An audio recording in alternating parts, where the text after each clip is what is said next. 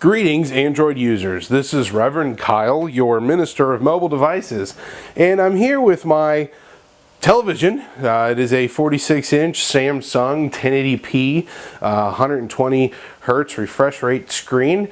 It is my TV in my living room, and along with it I have my Amazon Kindle Fire HD, which happens to have an HDMI out port on the bottom of the actual tablet.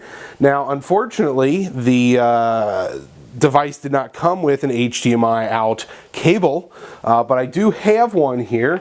This is a mini, or I guess this is a micro HDMI port to a standard HDMI, which I have plugged into my television. Let's go ahead and plug it into the bottom of the device itself, and the television is just waiting for a signal. So I'm going to turn the device on, and wow, look at that. We actually have the exact same thing that's on the screen on my television. And when I first plugged this in, I was extremely impressed with the capabilities of this device, and you can even see as I scroll through it, whatever I have right on my tablet is exactly what I have on my TV screen. So much, in fact, that I was thoroughly impressed with the capabilities of this device. Now you can even see off here to the right the home buttons and the back buttons and whatnot. I'm just going to demonstrate for you here Minecraft on the TV. And there's the, okay, so you can see I'm moving around, and we'll just dig up a block here. Now, one thing I did notice is that the sound when doing a game, it does take a moment to actually work on the television, but the controls themselves are very similar. You can see I'm trying to stay out of frame here. So, whoop, oh, okay, so there's some chickens, and you can kind of see the difference there. Okay, so obviously we want to see what else we can do, so let's jump right into Netflix here. Few things of note. Number one, the volume on the device does not affect the volume of the output device. So if you can turn the volume all the way up or all the way down, it's either on or off. So whatever the volume is on the device, as long as there's some instance of volume, just the tiniest bit, you're still going to get full volume on the television. Now, the television itself will dictate how hard the volume is on. We'll just turn this on here. It was a dark and stormy night. What the? We needed to find us some shelter. My turn to tell a story. And I'll show you about the volume. My trusty sidekick here. See, all the way off, it turns off. Now that's just one hit on. Turn it all the way up. I'm getting a little tired. If I turn it all the way up, it doesn't make the volume go up any further. It's either on or off. So there's that. And again, you can see what's on the screen is exactly what you're getting here. I'm going to go into MX Player. And in here, I'm going to just click on a 1080p MKV file. And we'll just start over there.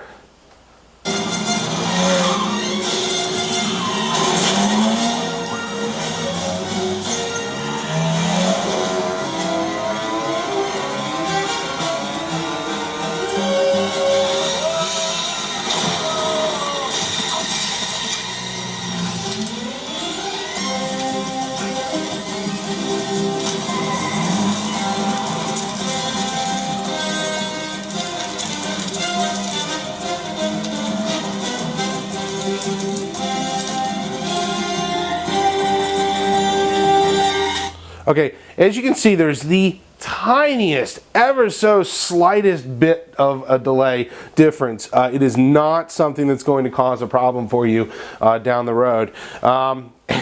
Obviously, you know, you're watching a movie. As long as the delay is consistent, audio and video, you don't have any problems. As I'm scrolling along here, YouTube also. We'll go into YouTube real quick and just show you that yes, it does seem to be working adequately well, and the video playback is just as adequate. Reading the books and all of that, I'll go into the piano app here, and I'll give you a demonstration of what I mean with the software delay on some of the games. You saw that? Watch. There's a little bit of a delay. It doesn't pick up right away during the apps. When you're playing the video, though, it does seem to work okay for you. The first thing when I showed this to some of my friends was, well, what happens when you turn it up on its side here? And I'll show you. Ta-da! The TV compensates for the fact that it's sideways now. And as you can see, everything still works. And here's a game that only works in portrait. So I'll give you a demonstration here of Temple Run.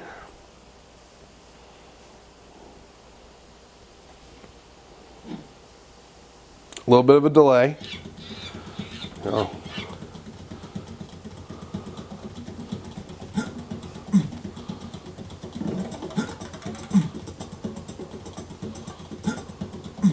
Oh, snap.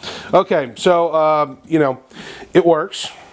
Again, it's something that you have a long enough HDMI cable, and this could be kind of fun, I think, to have this sort of capabilities. We're going to touch on one more thing here, the camera. Hello, how are you?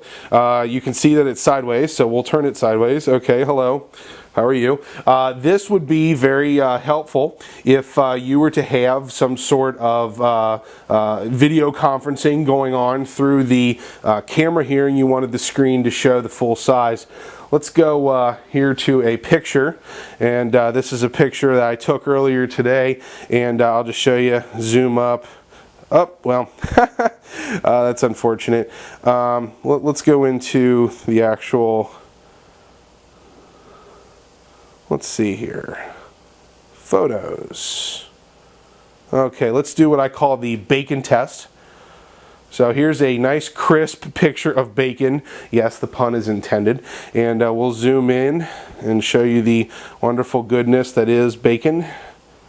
And so, very crisp on the screen as well as on the television. Excellent. And there's that picture again, and you can zoom in.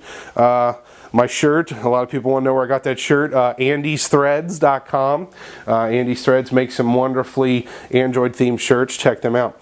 All right, so again, this was real simple. I'm just, I unplug, it goes away, and I plug back in. Pops back up on the screen. So if you have this device or plan on getting this device, this is definitely a cable you're going to want to go out and get. It's a, like I said, a micro HDMI to standard HDMI output. Definitely something you're going to want to pick up for this device. This is a feature that, by the way, other tablets don't have in this category. Could you do this with the Nexus 7? No, you can't.